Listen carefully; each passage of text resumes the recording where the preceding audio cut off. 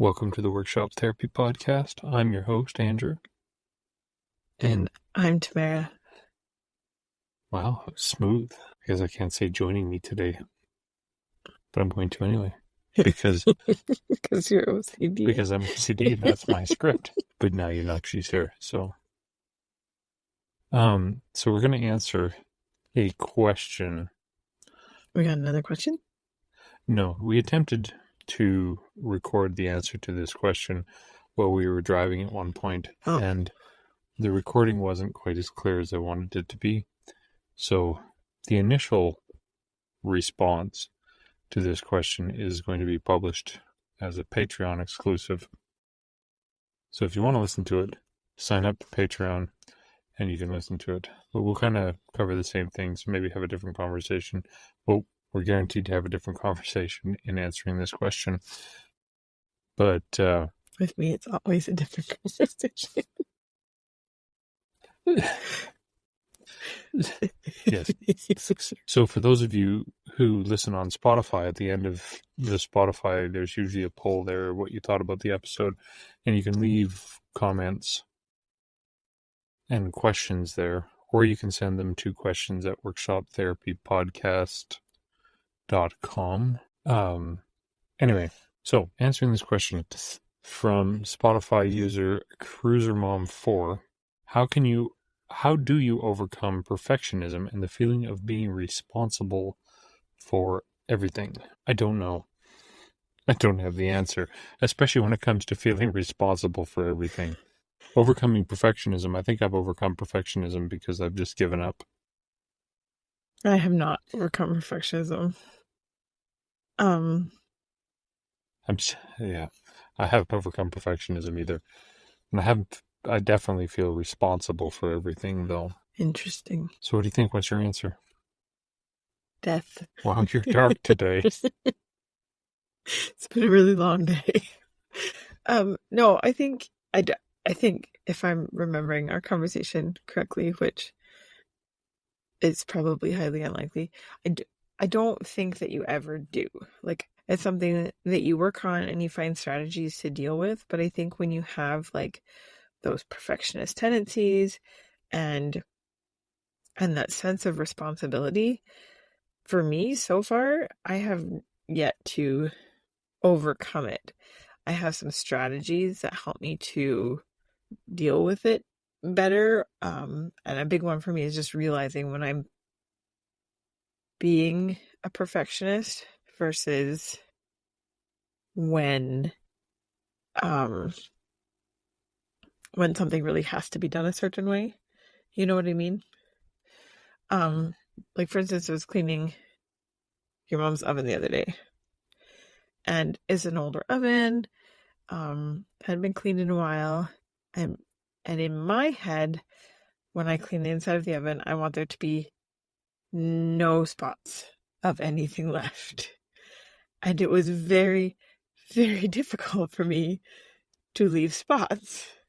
And I got interrupted during it, and I felt like I had to go and deal with those things. So there was like responsibility issues too. And I think at the end, I had to walk away from a job that I felt was not perfect at all, which meant it wasn't done in my head. Right. But I took a little bit of time after when I was putting the girls to bed, and I was like, you know what? The oven is leaps and bounds above where it was. I am not going to be able to get it to where I want it to be. And that's okay. And for that particular job, it was okay. There are other times when I think striving for more perfection is an okay thing. But I think when it becomes toxic, when it's making you sick, honestly, therapy. Yeah, and it's important to understand what is toxic perfectionism and what is beneficial perfectionism too. I know when we were in the car conversation, we talked a little bit about perfectionistic strivings and perfectionistic tendencies. So perfectionistic strivings are like intrinsic motivations that you have to be better at something or to improve and to produce your best work in whatever you're doing, whether it's a creative pursuit or your job or raising children or whatever it happens to be.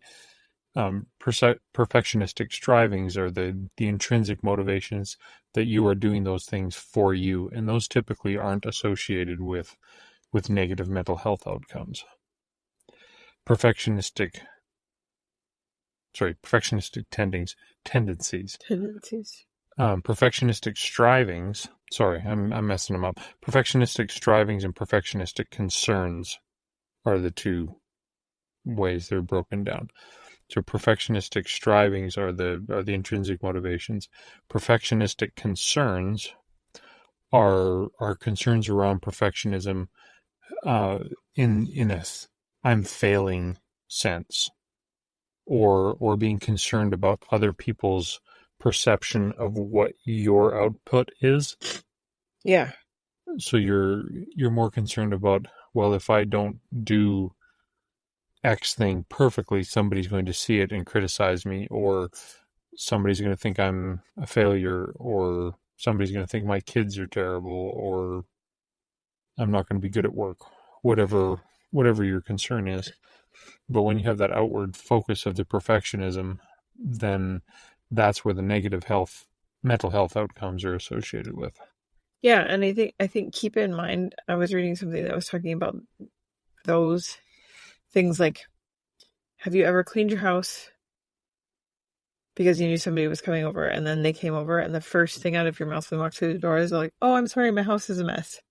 And you've just spent like an hour, 2 hours cleaning it, right? But you're like apologizing for it already. And that's, like that extrinsic, it could be viewed as that. But I think that you also need to give yourself the grace to step back and say, okay, this also comes from a place of unmet needs or things as a child that maybe you didn't do things perfectly, or that was the reaction that you grew up with, or the pattern of behavior you were taught. And I think for a lot of us who struggle with perfectionism, that's the case. It's the pattern of behavior that was ingrained in us, and it takes a long time to change those patterns and to make those things different. So start small. Yeah. Change one thing and see if you can handle that, and if that makes things easier for you. Yeah. So my internet friend acquaintance, I don't know how he defines it. My internet friend Jeremy Spees recently posted something about fallen off the bandwagon on his Peloton. You know what Peloton is? I do. You're so hip and with it. Anyway, I do not have one, but I know what they are. Yes. Yeah. So he fell off the bandwagon with his Peloton. He was, daily Peloton. Yeah, that probably hurt more. Anyway, so he was. Sorry. ADHD much?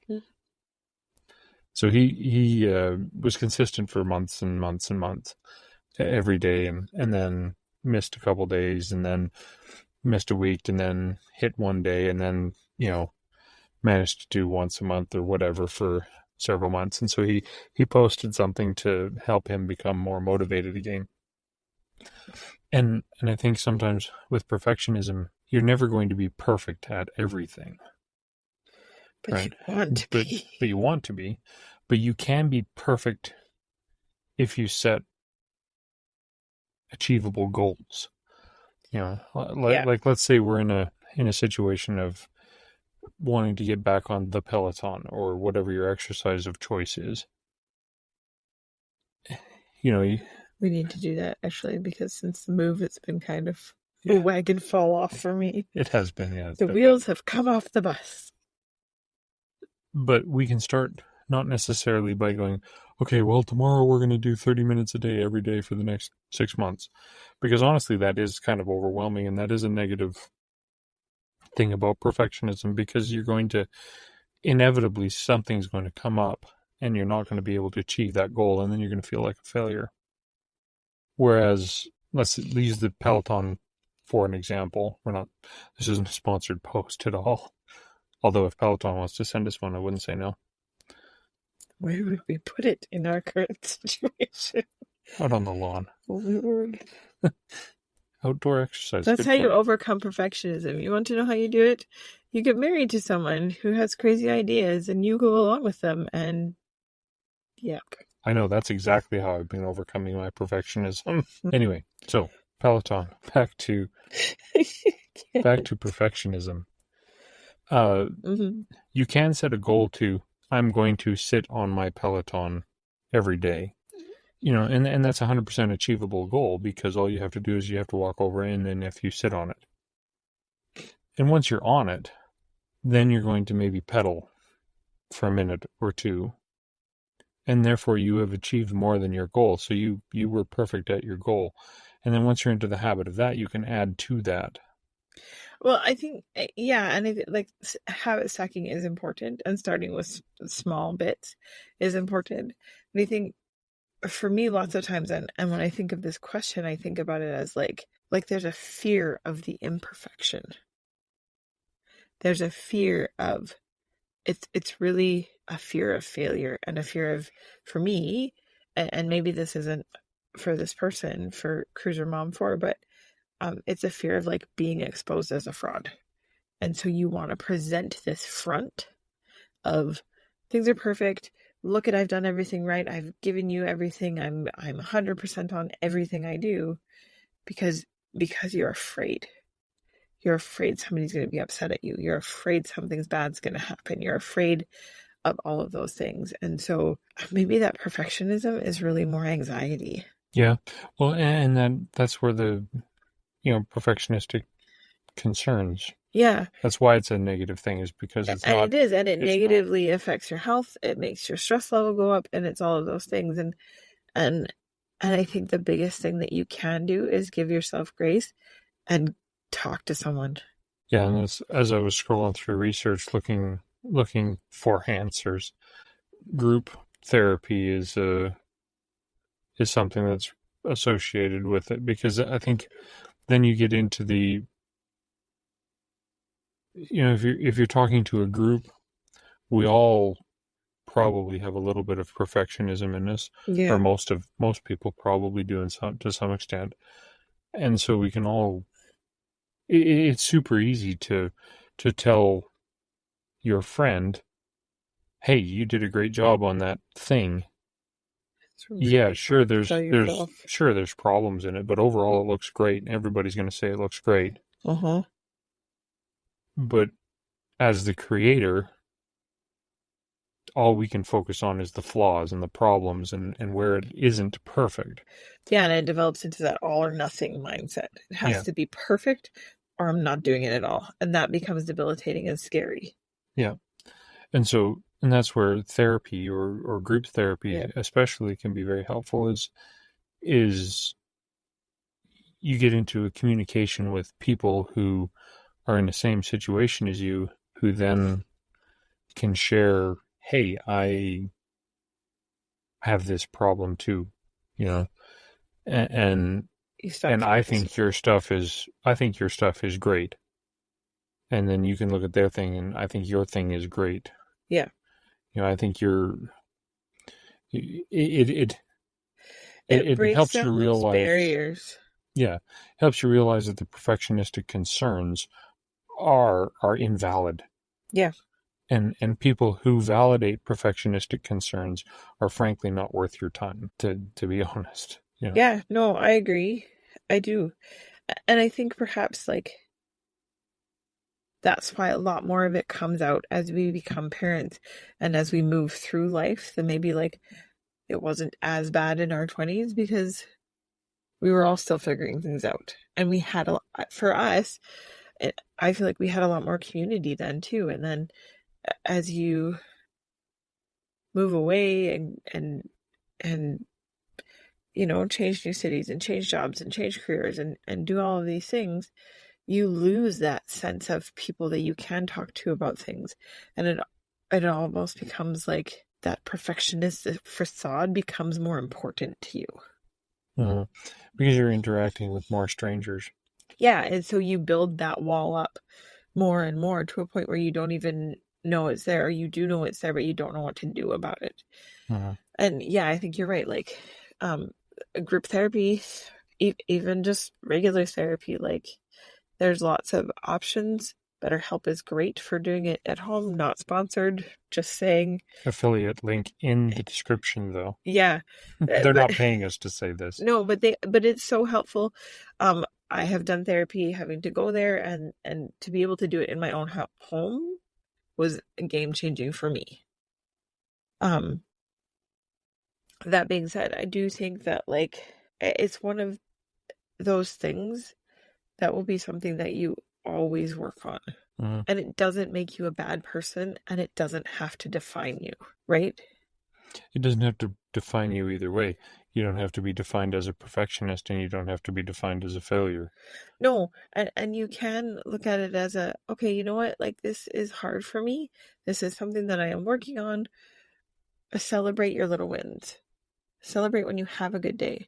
Celebrate when you're able to deviate a little bit, when you're able to do those things. Which I think is kind of like habit stacking, but you, you know what I mean? Mhm.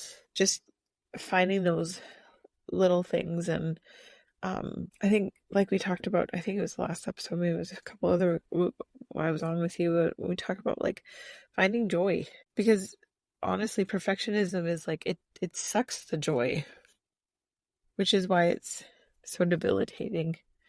So just focus on trying to find joy in the little things that you do. Do things to bring you joy just on purpose, whether they're great or not. Honestly, I love painting. Love painting. I didn't do it for years because it was messy, and it was going to make a mess, and I was going to have to clean it up, and it was, somebody might see my mess and they would see that I'm not tidy when I paint, which, you know, I am not tidy when I paint at all. It's a big mess. But I'm grateful that you helped me too, to see, like, to get a little watercolor set that was easier to clean up and didn't become so overwhelming with that it allowed me to do that and to be creative in a way that I love to be creative, but didn't push my boundaries so far that it was like once, and then I can't do this again because I can't deal with you know what I mean? Okay, I've chatted enough. Thank you for sharing. Yeah, just, yeah, don't beat up on yourself. Yeah, I think that's the biggest. That's easier said than done, right? Like, this is hard work we're talking about doing. This is hard therapy to do. This is the stuff that will change not only your life, but generations to come.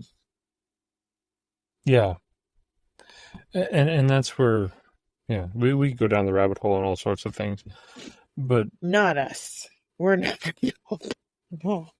nah, I freaking live in the rabbit hole. It seems like sometimes. Yeah, like I gonna go down the rabbit hole. Yep, you can't stop it. You can't. It happens. Had a doctor appointment today, and we have a new doctor, and he's from Libya, and I've spent the entire day thinking about things that I know about Libya and things I don't know about Libya, and when I'm done this podcast, and as I'm waiting for it to upload, I'm probably going to look up Libya and the history of Libya, so I know a little bit more about it. Did you get the thing I sent you today that, like, ADHD people find each other? Yes. Neurotypical people tend to group together, and neurodiverse people tend to group together because. So if all your friends have ADHD, Yeah, I have news for you. you might want to get that checked. Anyway. No, but I think on that, though, this is a community of people who all want to be creative, and who all, and from my experience, perfectionism and creativity, it's often hand in hand. Yeah. Right? And so you're not alone. This is tough. There isn't a one-stop solution, but there are some little things that you can do to change. Reach out. Yeah. And reach out on reach out on social medias. Send a message on YouTube or Facebook or even via the email questions at workshoptherapypodcast.com. And we're as ridiculous as it sounds to say we're here to help. We are. I mean, that's the purpose of this podcast. It's to build a community around creativity and making, but also to help. The mental space that comes with that is a lot. Yeah. And that's where a lot of my own mental health therapy comes from, is taking the moment to be creative. And, I don't know, for you, your art has been very much a therapy for you. And so that's one of the purposes of this podcast, is if you're afraid to reach out to anybody else, reach out to two anonymous people on the internet. And you can be anonymous. Share something, and we'd be happy to talk about it and give you some feedback and say, hey, you're great. Because that's the reality of it, is you are. And because like this topic, this one little sentence has given us a lot to think about and talk about and look at in ourselves, in our kids, and how we want to address that and change that for the future. And for us, that will be more therapy. It will be little habit changes, little things at a time. Yeah, and that's the interesting thing. Like I said about this specific question, we've had a 20-minute, 30-minute conversation about it already once. Yeah. And we've had other ones in the meantime that we haven't recorded. Yeah. And so yeah, more comments are always appreciated. Yep. And don't ask this very much. Should probably ask it a lot more. We've kind of plateaued a little bit on the growth of the podcast. It grew quite quickly to begin with, surprisingly so, and I really appreciate everybody who started listening right off and who's still listening. But we really need your help to grow it a little bit more.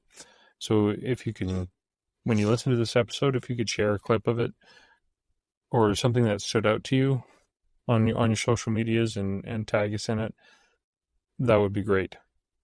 So we can, reach out to more people and grow a bigger community of people who are like-minded and want to support each other to overcome things like perfectionism, like, the fear of failure and not doing our exercise on time and whatever the issues that we're working on together. We should make a group of people just to, exercise together for mental health. Exercise for mental health. That's actually something that I talked about with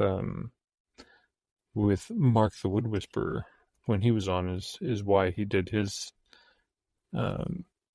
mental, or with his physical health exercise group thing. Oh. But anyway, so yeah, if you guys next week. We're going to start next week. If you guys could reach out and share the show with people, we'd appreciate it. It would really make a big difference to the growth and help us reach a few more people and hopefully help that many more people every day. So again, thank you, Cruiser Mom 4, for your inspiration, and I hope this was helpful to you. And if it was, reach out and say hi. And it's entirely possible that I've interacted with you, or we've interacted with you and don't actually know who you are. That's true. But yeah, we appreciate it. So with that, our previous conversation will be uploaded to Patreon if you want to listen to that. So you can always go and sign up there too. That would be good. Do you have anything else to say? Have a good weekend. That's a good note to end on. So if you found anything from this episode to be helpful and you want to reinforce it for yourself, I'd like to invite you to share it with a friend in the next 24 hours. That'll help reinforce it in your mind, and it'll help those around you. which is always a good thing. So thanks again for listening, and now I'd like to say thank you to all the amazing patrons of the Workshop Therapy podcast. You guys make the show possible. If you're finding the show helpful and you want to support it, there are a few tiers, including a simple $1 a month option to just say thanks. For $5 a month, you can get access to the patrons only feed that has a pre-show and a post-show, in addition to the regular podcast all in one feed. You all know that the good stuff happens after the official mics are off, right? If you can't support financially, I totally understand, but I'd love it if you left a 5-star review or told a friend about the podcast. If you have any questions or feedback, I'd love to hear that as well. Send it to questions@workshoptherapypodcast.com and I'll get it on the show. I want to say thank you to all the patrons of the Workshop Therapy podcast, but especially to the founding fathers, and they are Mr. Matthew Serio from Argiano Serio, Mr. Brad Harrison of Brad's Customs, Mr. Keith Drennan of Blackthorn Concepts, Mr. Eric Peterson of Overall Maker Works, Mr. Brandon Millichamp of Tectonic Creations, and the one and only the Grant Alexander. So a special thank you to the founding fathers, and thank you to everybody who supports and shares the Workshop Therapy podcast.